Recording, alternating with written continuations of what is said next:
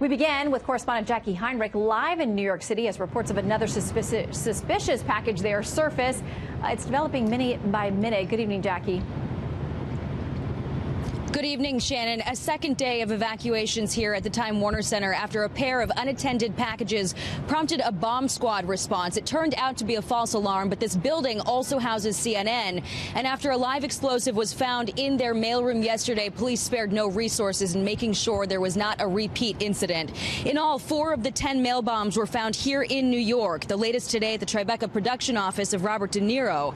Hours later, 2 more mailers addressed to Vice President Joe Biden were flagged at the U.S. Postal Service offices in Delaware. None of the 3 packages today reaching their intended targets. A lucky save for Biden, who no longer has his mail screened by the Secret Service. But because the Postal Service has no apparatus to screen every piece of mail for bombs, workers are now manually scanning for threats and reviewing images from facilities where they believe the packages were processed.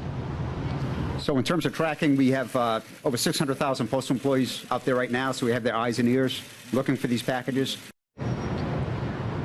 Investigators have honed in on New York and Florida. Preliminary information suggesting at least some of those packages were sent from Florida. But all 10 bombs are being dissected in Quantico, where investigators are scanning for everything from DNA and fingerprints to similarities in how they were built.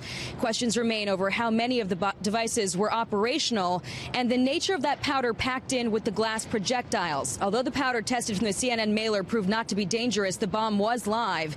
Investigators believe all 10 bombs came from the same sender, and in New York, as across the country, a search for a terrorist charges on.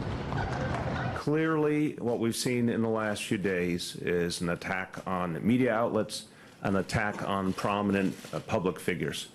We're going to make sure there's expanded presence as long as we need it to show very vividly that New York City takes these issues seriously.